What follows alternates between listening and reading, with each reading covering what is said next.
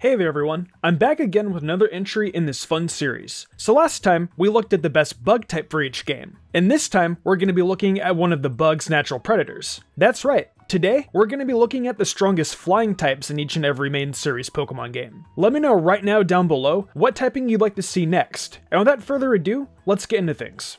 Let's start with red, blue, and yellow. And if you're familiar with my best teams, you know that the flying type I personally think is the best, and like to use the most, is Dodrio. When we're talking about the handicap circumstances of the first generation and its odd mechanics, Dodrio really shines with 110 base attack and 100 base speed. As we know, the higher a Pokemon's speed in those original releases, the more of a chance it has at landing a critical hit. Dodrio is easily outspeeding Pokemon and then turning the Tri-Attack, Fly, and Drill Peck to cause big damage in battle. Fearow was a Pokemon I thought about as well, but it just can't beat Dodrio, I'm starting to realize. Sure, in later releases it does, but not here. It's a little bit later in the game when you do get it, around your 4th gym battle. I don't think that hurts using it though, as you'll get Fly essentially at the same time you get Dodrio, so it's all good. Speaking of later releases where Fearow is the best, that's the case with Gold, Silver, and Crystal. Its stats aren't as impressive as Dodrio's with 100 base speed and 90 attack, but still, it's the gold standard for flying types that aren't legendary in the 2nd generation. Its access to Drill Peck, Fly, and Return are definitely worth talking highly of. And Spearow is incredibly easy to get early on. There's not a lot to talk about really with a flying type in the 2nd gen, so I'll cut this section short, but it kind of is just as simple as saying Fearow is the best option. Alright, so with Ruby, Sapphire, and Emerald, there are a few different options I had this time around. I did a ton of thinking, and by the end of things, I came out with Crobat as the be-all and end-all option for the region. The other options are interesting, like Altaria and Salamence, but the issue with those two is that the former is not good without a physical special split, and the latter is just gotten too late, and is admittedly hard to level up enough. Crobat is super easy to get, as it feels Zubat is available in like every single cave possible. Now, I will admit, Zubat is not a fun Pokemon to use early on, and until you have Wing Attack and a Golbat, it's borderline depressing to need to run around with, but you're rewarded if you use it a lot, since Happiness evolves Golbat into Crobat. As we know, Flying and Poison are physical in Generation 3, so if you get your hands on some good poison moves, and of course stuff like Fly and Aerial Ace, well, you've got a great Pokemon that can take on several leaders rather decently, with its Flying type stab. Alright, now let's go over to Fire Red and Leaf Green. And I'm actually going to go with Dodrio again here. Despite the fact that things are definitely different in this game compared to the original Red, Blue, and Yellow, I still can't shake the thought that Dodrio is the best of the best with the Cantonian options. Despite the non-broken mechanics of the 3rd gen, you still have great moves like Drill Peck and Return that you can use, as well as something like Steel Wing. The speed and power of Dodrio still runs roughshod on Kanto in this remake. Alright, so finally we move on to a world with a physical special split. As always, this is where things tend to become more interesting, since Pokemon are able to do a lot more now, since their moves-based powers aren't tied down simply to the typing of those moves. When it comes to Diamond, Pearl, and Platinum, the answer is so aggressively obvious. It's our boy Staraptor. So hands down, this thing is the best Pokemon we've talked about so far. It's also the best early bird Pokemon in general. You can get it as soon as you start your journey. Hell, it'd probably be even the first encounter you find.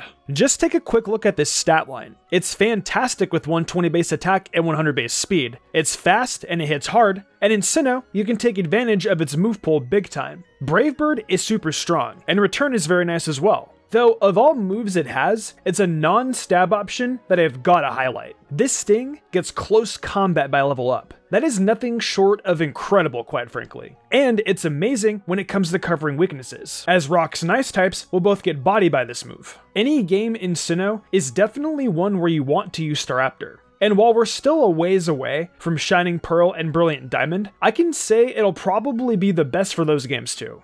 Alright, so for Heart Gold and Soul Silver, I have two options here I think are rather good. I came up with both Fearow and Crobat for this one, as the nature of a split has made Crobat a very interesting option for this region. But it's hard to ignore how good Fearow can be. So, Crobat has base 130 speed, which makes it a lot faster than Fearow, but Fearow's attack stat is a lot better. Now, that being said, Crobat has got some nice attack options, both physically or specially, which are nice, like Sludge Bomb, which can be gotten near the Lake of Rage in either Air Slash or a Fly Wing Attack combo. Since we're talking about an in-game playthrough, using Crobat as a special attacker is definitely viable. But that speed and ease of getting Crobat really won me over here. However, when we think about Fearow, it is physically tremendous and can use moves like Return, Fly, and Drill Peck, which all hit really hard. And it still has 100 base speed of its own. If you're more interested in just power, I'd say Fearow is the best option. But Crobat is also very good depending on how you choose to use it, and I don't think it deserves to be left out of the conversation.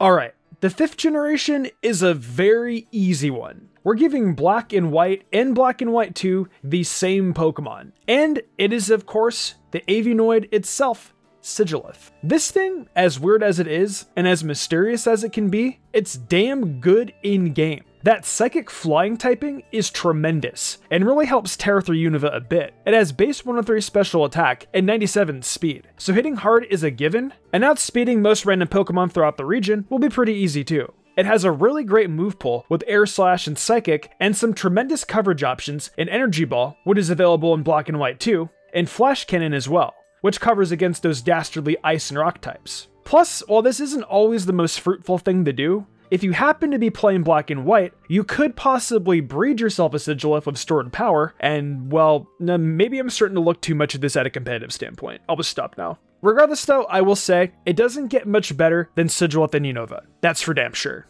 Alright, so here is where we get interesting. I did a lot of thinking about Pokemon X and Y's options, and I began to realize there are a lot of impressive options in this region for Flying-type Pokemon. I mean, Staraptor is available again here in this region, and it's still just as good, if not better than it was in Diamond, Pearl, and Platinum. There's also Crobat, which of course we've talked about before as a very speedy nice option. And Aerodactyl is a real option for these games too, considering the fact it can Mega Evolve and hit hard with that Tough Claws ability. However, after doing a ton of thinking about it, I came up with what I believe is the best flying type to use for X and Y thanks to its stats, its move pool, and of course, the fact that it can Mega Evolve. I'm talking about everyone's favorite Pokemon of all time, the incomparable Charizard. Why would it not be taken into consideration, honestly? Charizard, not only is it so beloved by the fanbase, but it also has the distinction of Mega Evolving in the 2 very effective forms depending on the version you're playing. Mega Charizard Y is definitely the top option of the 2 thanks to that Drought ability enhancing its Fire-type moves, as well as making Solar Beam a very viable move. I mean, guys, upon Mega Evolving in the Charizard Y, its special attack sits at base 159, and that's friggin' nuts. I know Staraptor is really good, I know Crobat and Aerodactyl are viable, but despite how overrated Charizard usually is, in Kalos, it just isn't. This might be controversial, so let me know down below if you guys agree or not if you have a different opinion on the best flying type in X and Y. That's not the only game we're talking about in Gen 6 though. We've got to look over ORAS as well, and this time it's a bit different from Ruby, Sapphire, and Emerald. Look, Crobat is still really good, and if you want to think that's the best flying type for these games, then more power to you. However, I raise you the idea of Altaria.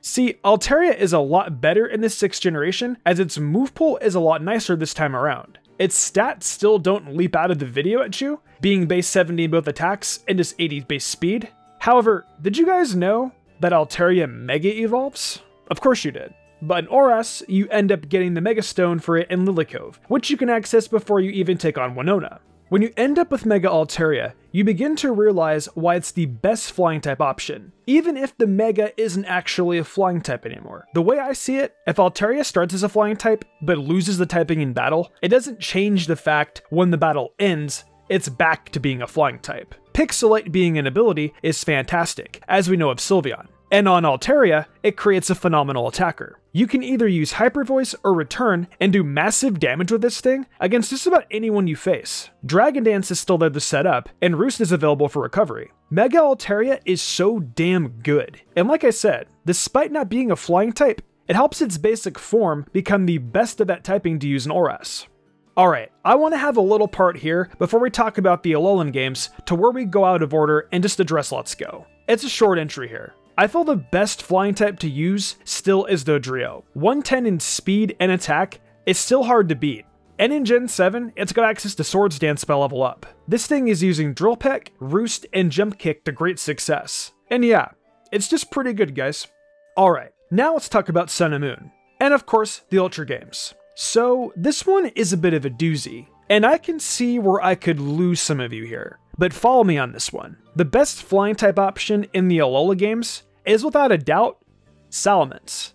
Look, the simple fact is that regardless of how difficult it can be, Salamence is a Pokemon you can catch on Route 3 at level 9. That's right, a Pokemon that you normally wouldn't get until it hits level 55 is available right at the start of the games, at an extremely hilarious low level. Now look, it's not easy to get this thing at all, but we're not talking about how easy it is to get these Pokemon, and instead, how good they'll do in the game. You need to track down a Bagon on Route 3, which has a 1% chance of showing up, and from there, it needs to call for a Salamence, which is also a 1% chance. So it's just not going to be easy to get that Salamence. Though if you're patient enough, eventually a Bagon will call for a stupidly low leveled Salamence to help it deal with your antics. From there, you just need the knockout Bagon and then capture Salamence. You may want to have some extra Pokeballs on you though, because I highly doubt capturing a Salamence is going to be extremely easy by any stretch of the imagination. So you've got yourself a Pokemon with base 135 attack and 100 speed right at the start of the game.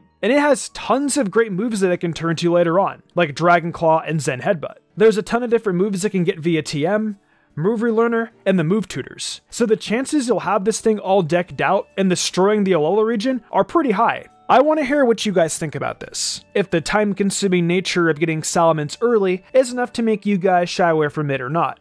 Alright, let's wrap things up with the best flying type for Sword and Shield. Well, I personally think that it's got to be Corviknight. If we look at a lot of the other options, I don't think they're as good as Corviknight for a region like Galar. Look at the stat line to start with. Corviknight takes hits really well, which I think is meaningful in Galar. Its typing is great for the sake of defenses, being weak to only electric and fire types. It can G-Max, which is really cool, and with moves like Brave Bird, Iron Head, Body Press, Iron Defense, and Bulk Up, well, that's good in my mind, and puts it ahead of options like Togekiss and Hawlucha. A Pokemon that can work so well against fairy types, and defensively is as amazing as this one, you definitely want Corviknight on your squad. I can see if you have a different idea for Sword and Shield, because there are a lot of good options, but this is the best in my eyes. Alright, that's gonna do it for another entry in this series. The flying type is pretty good, but again, we saw a lot of the same Pokemon coming up. So I wonder which typing it will be that offers us a bit more diversity. Anyway, let me know which typing you'd like to see next. And if you enjoyed what you saw, remember to leave a like. Thank you to everyone for watching the video. Huge thanks to my phenomenal team and the amazing art done each week by Danny the Demon. I couldn't do all this without them. If you all enjoyed the video and want to see more content like this, be sure to leave a like, subscribe, and hit that notification bell. Be sure to leave a comment too, as it really helps us out. I also do other content on my Twitch, where I stream Genshin Impact, Mystic Zora, where I do Pokemon Let's Plays and other gaming content, and of course Mystic Sage, where I do all anime content. Right now, I'm focusing on Inuyasha and Yashahime, so if you're interested in that, be sure to check it out. If you'd like to support me even further than that, check out my Patreon. Whether it's a $1 tip to get early thumbnail access, or the $10 tier to get cool Perler bead charms and a shout out. There's tons of reasons to join today. These lovely people did, and I thank them all so much for their support. It really means the world to me. I think I'm gonna wrap this up though. I'm Mr. Umbreon, and I will see you all next time with some more amazing Pokemon content.